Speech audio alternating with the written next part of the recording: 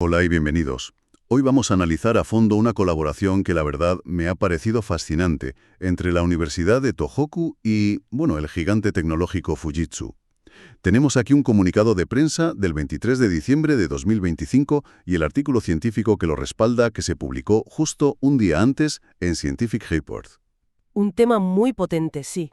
Y el tema es de los que marcan época. Cómo la inteligencia artificial está empezando a cambiar las reglas del juego en la ciencia de materiales. Pero no hablamos de la típica IA que solo procesa datos más rápido.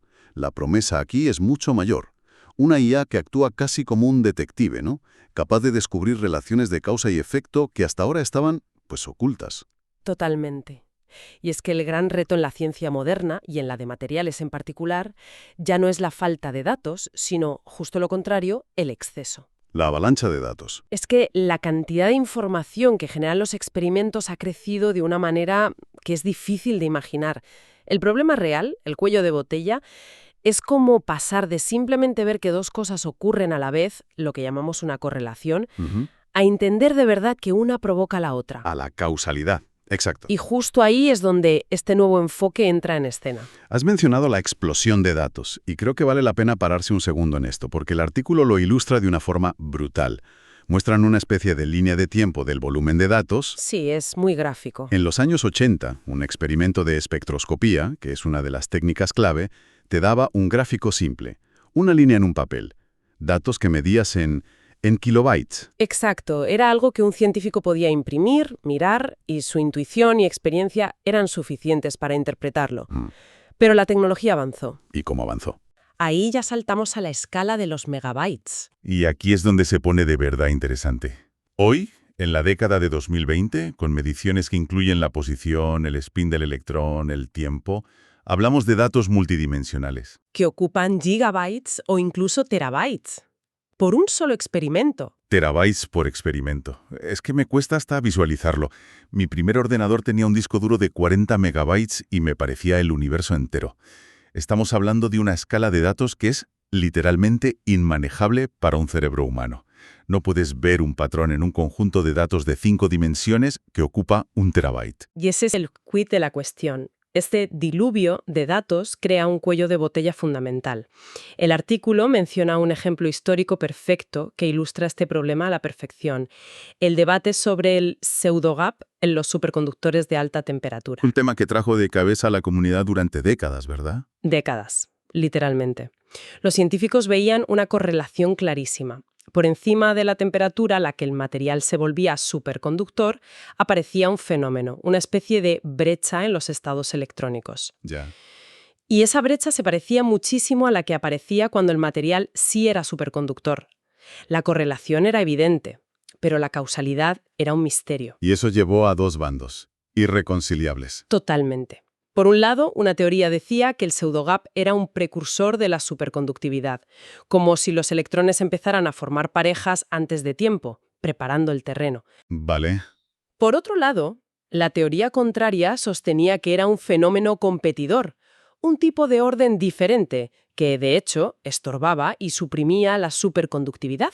O sea, dos explicaciones opuestas para la misma observación. Exacto. Y el debate se estancó más de 20 años precisamente por eso, porque no había una herramienta para saber qué causaba qué. Ver la correlación no era suficiente. Vale, entiendo el problema. Es un diluvio de datos que ahoga a los científicos y les impide distinguir la causa del efecto. Entonces, ¿cómo se ataca eso? ¿En qué consiste exactamente esta inteligencia de descubrimiento que proponen Fujitsu y Tohoku? Pues la solución se basa en una plataforma de IA de Fujitsu llamada Kosuchi y dentro de ella un algoritmo específico que se llama Direct Lingam. La idea en el fondo es sencilla de explicar pero muy compleja de ejecutar. En lugar de que un humano intente encontrar patrones, la IA analiza los datos brutos del experimento y construye lo que llaman grafos causales. Grafo causal. Suena imponente. ¿Podemos traducirlo? Claro, imagínalo como un mapa de influencias. Cada punto en el mapa es una variable física que han medido en el experimento, la energía de un pico, su intensidad, su posición. Vale. Y la IA se encarga de dibujar flechas entre esos puntos. Una flecha que va del punto A al punto B significa que la IA ha inferido que un cambio en la variable A causa un cambio en la variable B. O sea, no solo que se mueven a la vez, sino que A empuja a B. Exactamente. Y no solo eso, el grosor o el color de la flecha te puede decir cómo de fuerte es esa influencia. Y si es positiva, si A sube, B sube, o negativa, si A sube, B baja. Entiendo. Lo más importante de todo esto es que es un enfoque data-driven, o sea, impulsado puramente por los datos. La IA no sabe nada de física de superconductores. No le han metido ningún modelo teórico. No tiene prejuicios. Ninguno. Simplemente mira los números y deduce la estructura causal más probable que los explica. Es como darle las pistas de un crimen a un detective que no conoce a los sospechosos, pero que es un experto en encontrar conexiones lógicas. Entendido. Ahora, ¿cómo lo hace? No me imagino a la IA mirando terabytes de datos de golpe. No, claro. El proceso, que explican muy bien en el artículo, es bastante inteligente y tiene 3 pasos clave. El primero es la construcción de la trama de datos.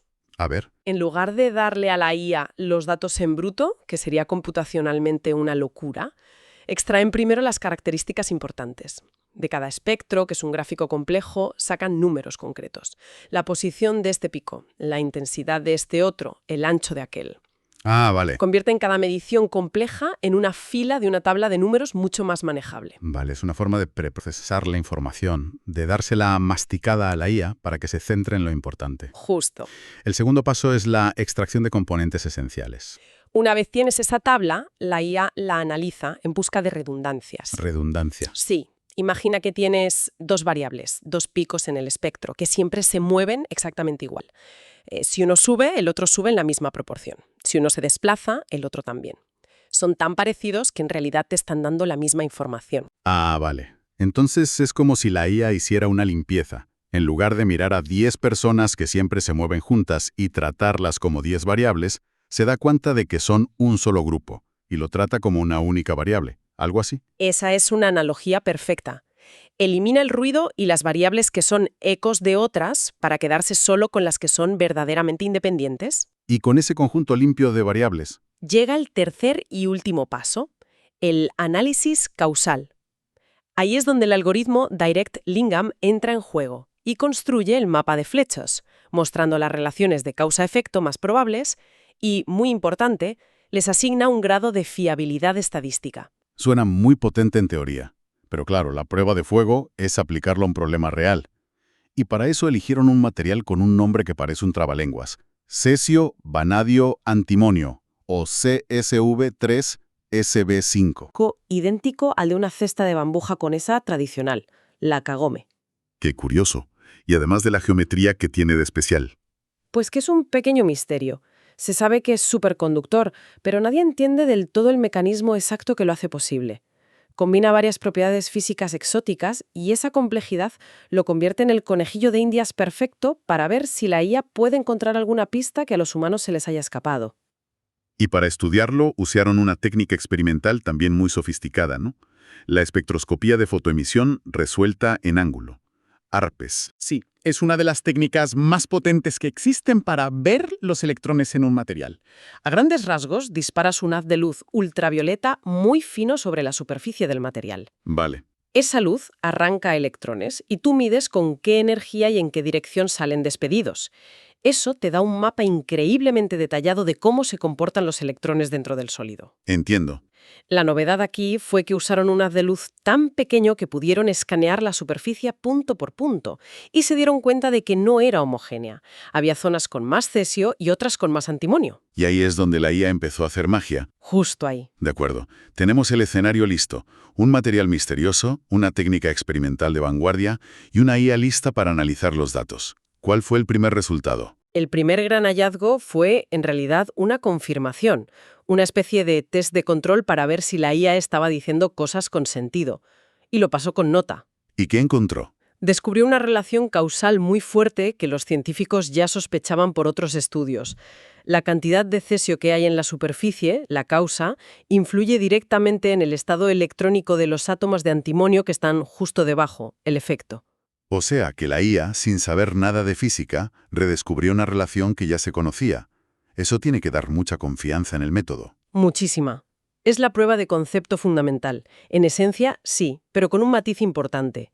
No es que la IA sepa la física. Lo que hace es encontrar la estructura causal más probable que explica las estadísticas de los datos. Claro. El científico aún tiene que interpretar si esa flecha de cesio a antimonio tiene sentido físico.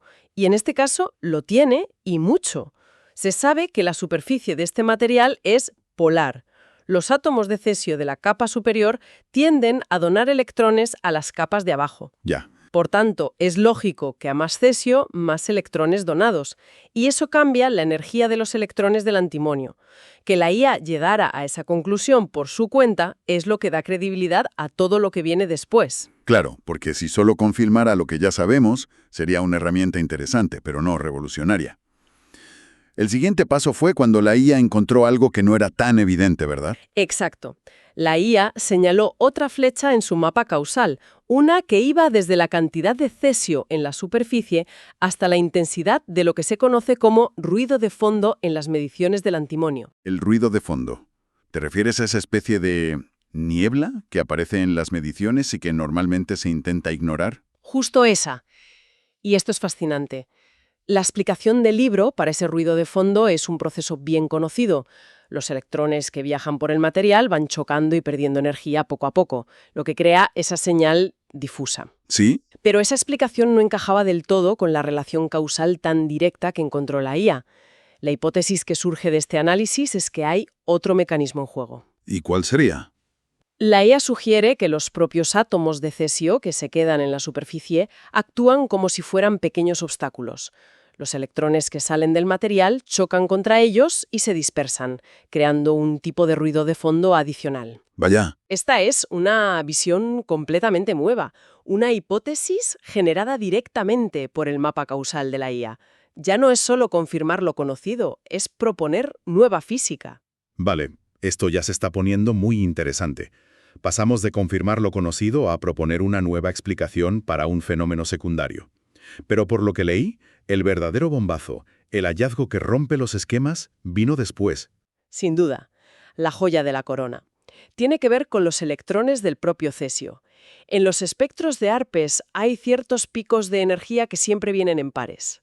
Ah, sí. Son como gemelos, resultado de una interacción fundamental de la mecánica cuántica, llamada acoplamiento spin-órbita. Se conocen como spin-orbit partners. Y si no me equivoco, hay una regla casi sagrada sobre ellos, ¿no? Una regla de libro de texto. La física te dice que la proporción entre las intensidades de estos dos picos gemelos debería ser constante.